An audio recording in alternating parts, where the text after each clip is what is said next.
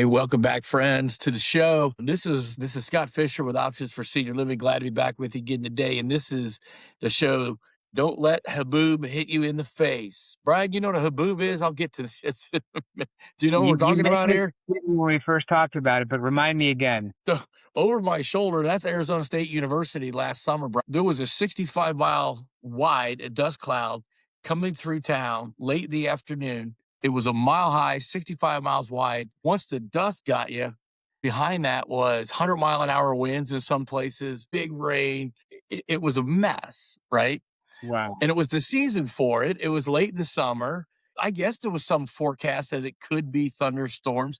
When you drove out of the house in the morning, you look out to the east, there was a few clouds. There were some signs, but we were all caught off guard when that happened. Right. And literally, y'all, for 25 plus years, I've worked with families who have been challenged by their loved ones' aging journey. Things are happening. It's the season. There are signs, there are things going off all over the place. And due to a lot of reasons and factors, families often ignore those or miss those signs. And they are found in the middle of a mess like they've never seen before. It is painful. It is excruciating if you're the adult child living through that. And so we put this show together to bring light to the issue. One, for the adult kids, those of you that find yourselves in that 45 to 65-year-old age slot, but you could be a grandchild loving a grandparent through these very difficult and challenging times. Also, professionals, you have these people in your practices all day, every day. If you're at the doctor's office, you're at the dentist's office, you're an attorney, you're a financial advisor, you're a real estate professional, you've got these people all day, every day in your world. And we want to help you elevate your awareness and give you the tools and the questions to be asking so that you can help guide and support these people. And so my guest today is Bryan Devore. Bryan's a real estate professional in San Diego, of all places.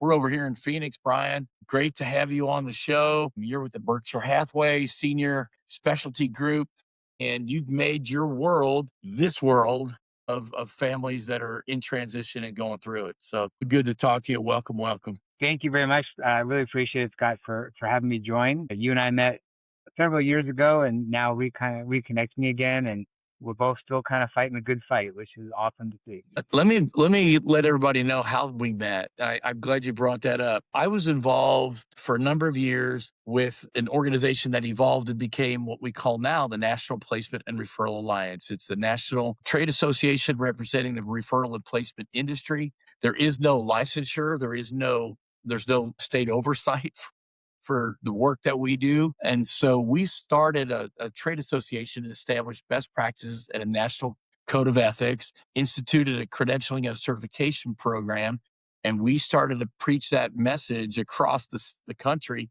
and in various cities, including San Diego. I was part of the crew that brought the gospel to San Diego and invited the other professionals in the marketplace, not only the placement agents, but other allied professionals like yourself to come together on the behalf and the benefit of the families that were being affected by all this. And because we're an unregulated space, please support this industry trade association that was trying to bring awareness and elevate the professionalism of an industry that is still very much in the wild, wild west. And you were one of those allied professionals that was there. Yep. Yep. I remember we were in Old Town at that little restaurant. And it was just in the infancy, but it's great to see how far the chapter's come. You know, there's been, I can't believe we're already on the fourth president, I think. Still doing great work, bringing in great speakers to educate everybody. And I'm a firm believer in NPRA. I have my license. I have to have a license, and we have our trade association, the National Association of Realtors, but there's oversight. And I always thought the same. There should be oversight for your industry because you're working with some of the Yeah. most vulnerable citizens in our country. So I think it's great to have that. Yeah, there was no way when we started looking at this that we could get reciprocity and buy-in and some kind of a licensing process in all these states. And so our story was back here in Arizona, because the home care in the private duty industry is non-regulated here. They formed a group in Arizona called Arizona In-Home Care Association, or ASNAHA, back in about 2007 or 2008 to do specifically this, right? To to raise the bar, to bring awareness to the whole situation to families, to have best practices within that industry. And they tried to get legislation in the state of Arizona, rejected it, and wouldn't take on the responsibility. So they did it themselves. Fast forward now in other states, including California, that industry is licensed by the Yeah, state. But in Arizona, no, no, no, no. So a few years later, I'm in a area agency on aging advocacy subgroup committee, and I'm just an invited guest, and they're all just belly aching about the placement people who call it body brokers and bounty hunters. oh my gosh. Right. And the ombudsman wagged her finger at me and another agent who was there, who's a dear friend of mine. And she said, somebody needs to do something about you damn placement people. Hmm. So Inter- I was like, what? What, what do you do? yeah, And the man who was the director of the program pulled me aside afterwards and he said, same thing happened to the home care folks a couple of years ago. Would you be willing to sit down and have a stakeholders meeting? It's time for the placement people to organize a trade association in Arizona. Same way. that's great. Yeah, So I got tapped to be the president. lucky you. Yeah. And 8 years later, I served as the local president for that group. And that led us to then have the wind at our back a little bit with the help of the Care Patrol folks and some of the other franchise operators. We launched the NPRA, and that's how we met you in 2018 and 19, because we were now starting to do chapter development and duplicate what had been done in Phoenix. We Yeah. invited all the affiliate partners to come join us, Bryan, so that we would have guys like you in our corner going, man, families, be aware, be careful, right? Yeah, for sure. Absolutely. I mean, consumers need to know, and they need to have, they need to know their options. They need to know that there are professionals who do what you do, who've got their back. It's fantastic. What is it about vulnerable people that attracts some body broker style folks or some, people that would prey on or take advantage? What is it with people that want to do harm to somebody else, directly or indirectly, I guess. Yeah, it's for people like us who it's our mission to help the most vulnerable. It's hard to Yeah. comprehend what someone would do. And I always say, how do these people sleep at night? And then I realize they sleep great because they're just very different and they don't think that what they're doing is wrong or Mm. it's because it's in their best interest. And I see it all the time with my clients who get scammed, get their emails hacked, get their computers hacked, get their titles taken from them from their homes. So many cyber crimes and sending them out to go buy gold and send it to these criminals. I mean, there's so many bad things that go on. It's horrible. I don't get it because that's not something Yeah. I would even comprehend doing. But for some people, it's their means to an end, and everybody else be damned. Yeah. Well, you carry a SRES certification, which is an additional level of training and certification for working with folks. What drew you into working with people in this space? It's not exclusively, I'm sure, but it's a big part of your world. It is. So the SRES designation is through the National Association of Realtors. We love our acronym. It stands for Seniors Real Estate Specialists. So it gives me extra knowledge and training in working with older adults, understanding the different generations, services that are available for them, whether it's related to real estate or even not necessarily related to real estate, introducing us to people like yourself. And so it does give me that little extra oomph, so to speak, in working with folks. But a lot of what I do, the benefit is somewhat of the credential, but a lot of it is just my experience. I got my license in 2003, so it's almost been 23 years. But I like to say 9 years ago, I found out why. And that's when I started really focusing on working with seniors. A friend of mine was in the space and she suggested that we kind of work together and we started to do that and opened my eyes to the whole world of what's available for seniors.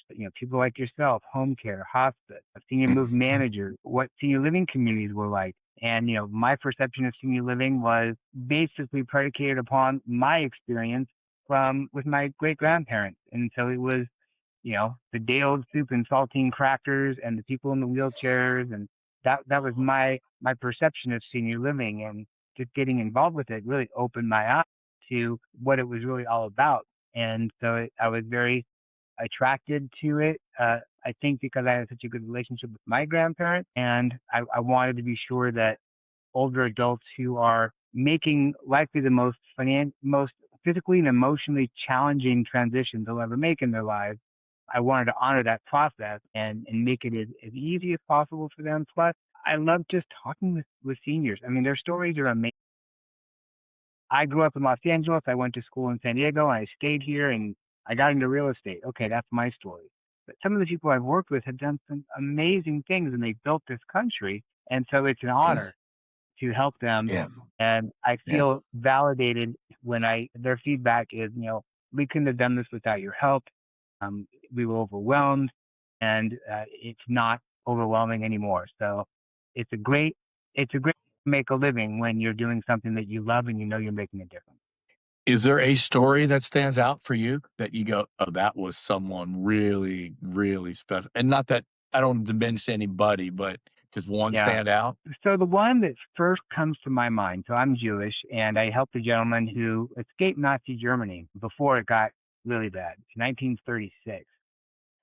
And that's when things really started getting going there. And he tells a story that his parents saw the writing on the wall and they moved to the United States. And had they not moved to the United States, who knows what would have happened. So I can recall sitting down with Joe and hearing that story. I've had the opportunity and the honor to speak with people who escaped Nazi Germany when it was really bad. And they escaped the camps and what they had to do to get through it. And so for me, that touches me on a personal level, maybe more than the others. But I helped the first elected female senator in the state of Indiana, a gentleman who created the San Onofre power plant.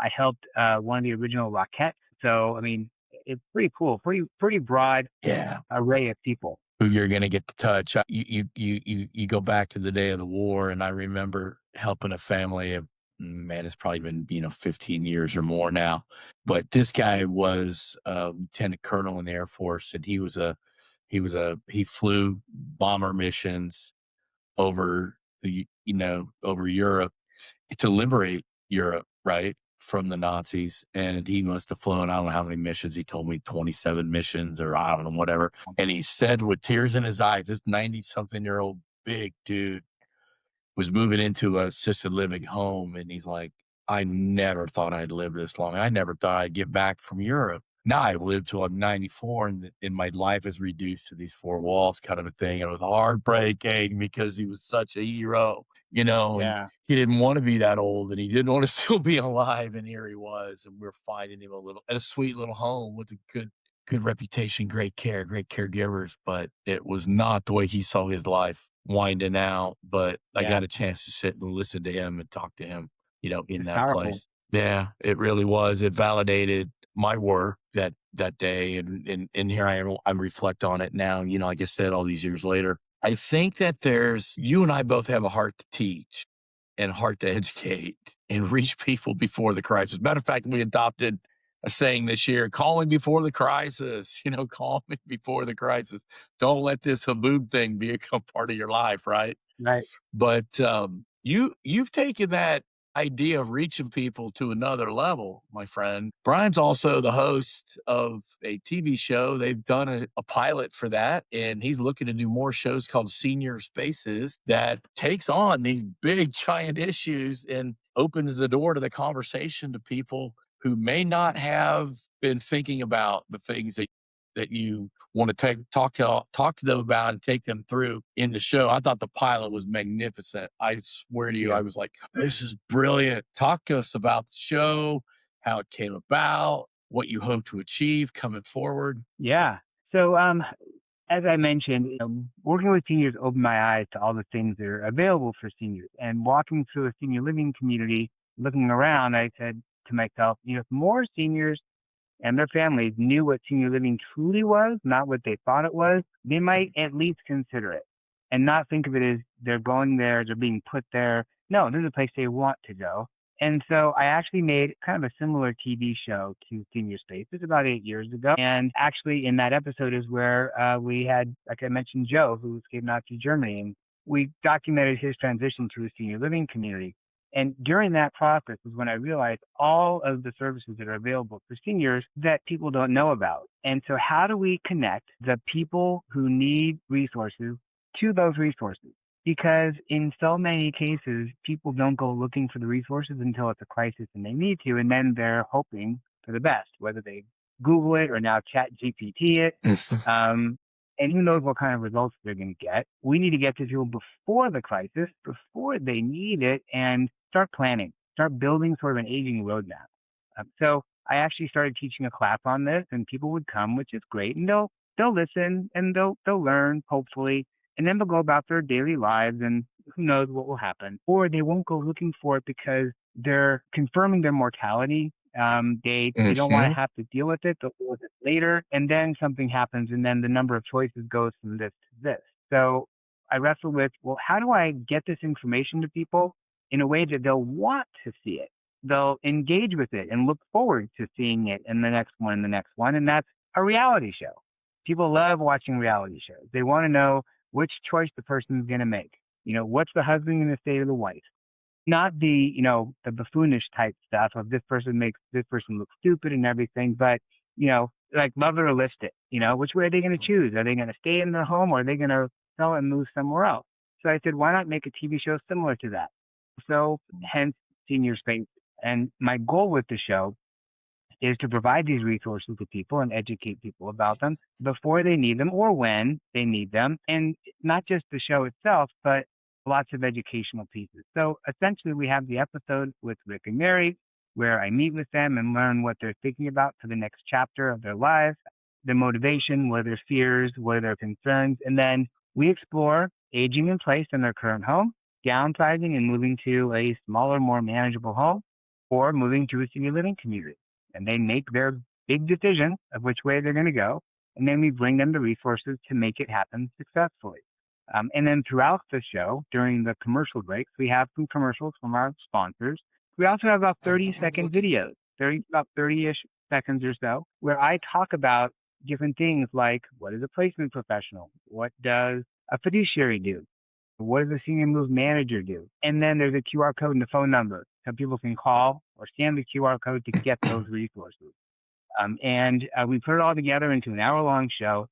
I'm not going to tell you, well, you already know what happens with Rick and Mary, but I'm not going to tell your audience because they have to watch the show to find out. They've got to watch the And if show. they happen, It's on YouTube. it's on YouTube right now. If you go to YouTube and look up Senior Spaces TV, you'll see a lot of different videos, but the 58-minute one is the full pilot episode. It's filled with lots of good information. It's fun. It's emotional. When I watch it, I still kind of tear up at some spots, and I was there the whole time. But I'm very proud of it. We have a 3-time Emmy Award-winning producer who helped make it, and we have a lot of team that helped out with it. And we are looking towards the future of making more episodes because there's so many stories to tell and so many resources to share that hopefully Oh yeah. I'm not going to say hopefully, we're going to do it. I'm speaking into the universe. We're going to make more Yeah. episodes of the show because I think it's needed. Yeah. No, it's going to happen. I totally get this. And when you watch how Brian has done this and how engaging he is with Rick and Barry in this episode, you think you're watching an HGTV or you think you're watching a reality show it's in that caliber. It's shot that way.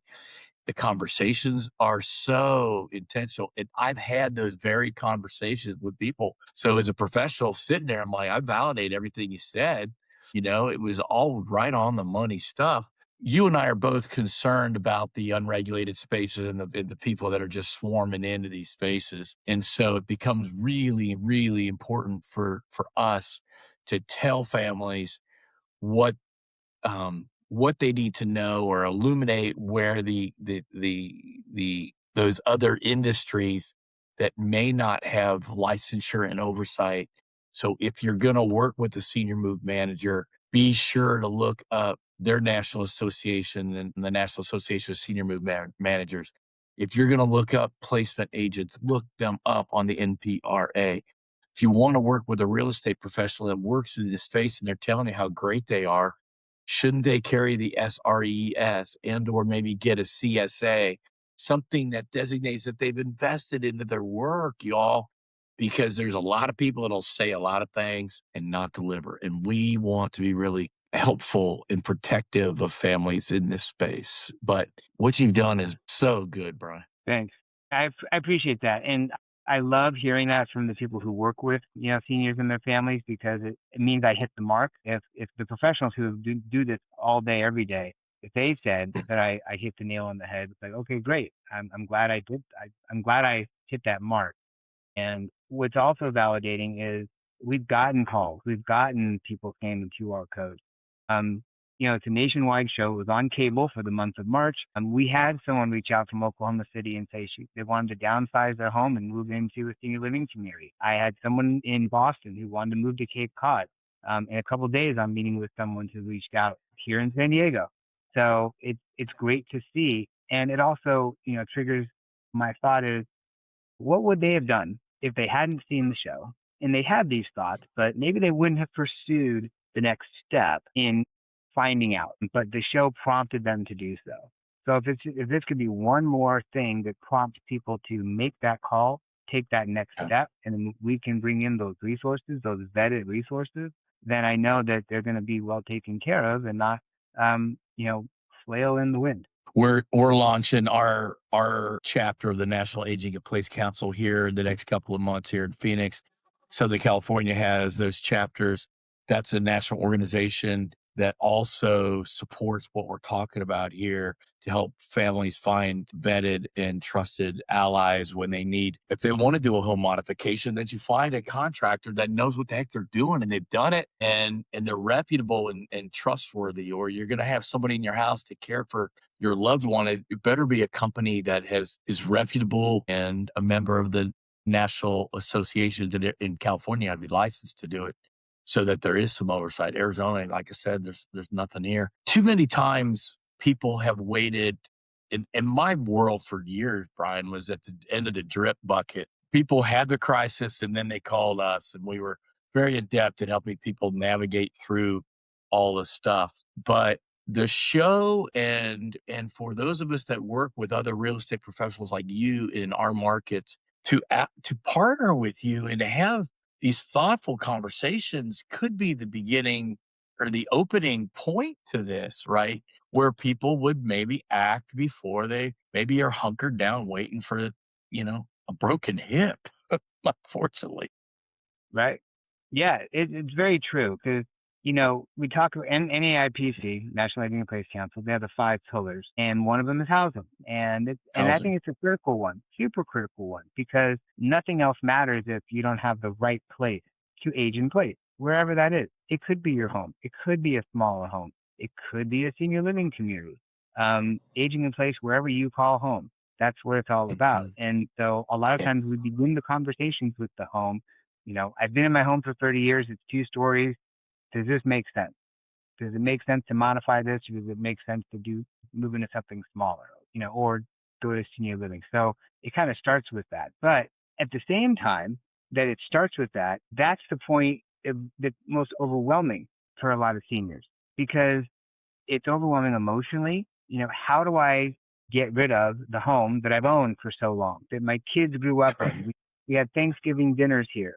And how do I not own property anymore? My identity is, I made it, American dream, I own property. Now I don't own property anymore. What does that mean? And Mm. then it's all the stuff that's in the home. And how do I downsize from a 3,000 square foot home with all my stuff into an apartment and the emotions tied to those things? That's, I think, why people just say, forget it. I'm not going to do anything. I'm just going to stay here. Right. May or may not be the right decision, but by having someone come into their home and talk with them about what their options look like and what the repercussions look like, this way, this way, or this way, I think really empowers seniors to make a good decision, and helps the adult children too, because I know that they're losing sleep at night, wondering about, their mom and dad going up and down the stairs all the time. And it becomes a difficult conversation for them to have.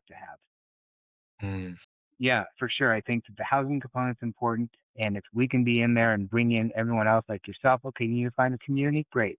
Here's Scott. He can help you Yeah. find a community. You need help with your stuff? Here's the senior move manager who's going to help with that, or the estate sale professional. And maybe now's the time to revisit your trust. Here's the estate planning attorney, financial planner to help you figure out what you're going to do with the money that you made in the sale of your home because you've lived in it for so long. You have so much equity. There's so many moving parts, and you got to have the right people helping you folks.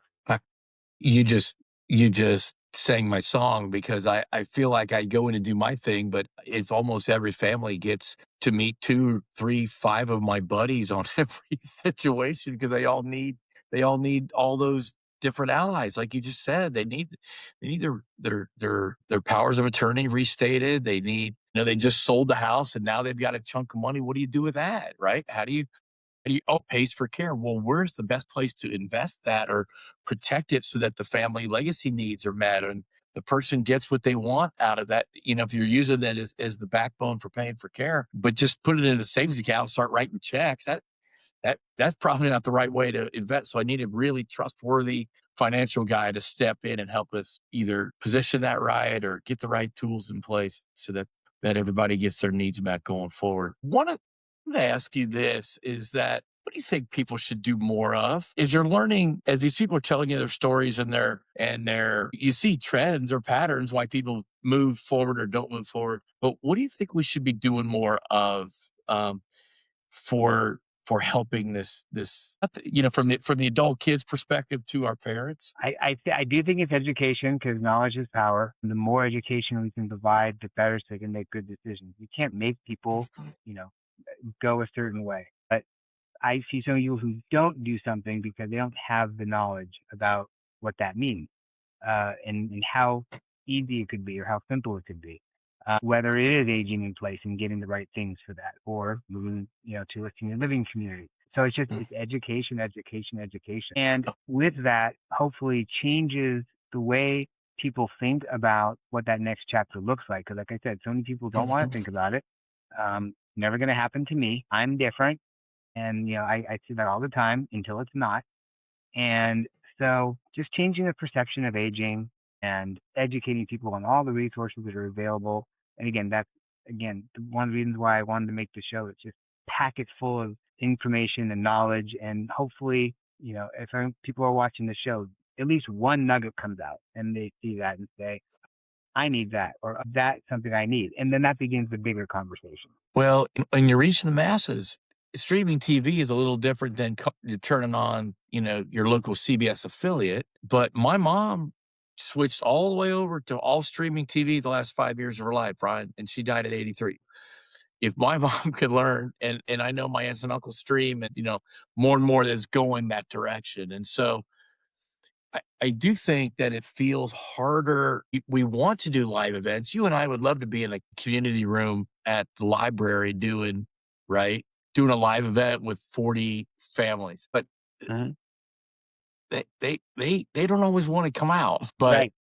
but the TV show is how they are consuming content, and to be able to watch a really well done show, I think is one way that we'll reach them. And I'm honored to get reconnected with you and work together on some bigger national initiatives so that the reality of the show being made on a broader scale and maybe have various spin-offs, in various cities. It'd be Senior Thought about Spaces that. Tulsa. Yeah, I of thought about course. that.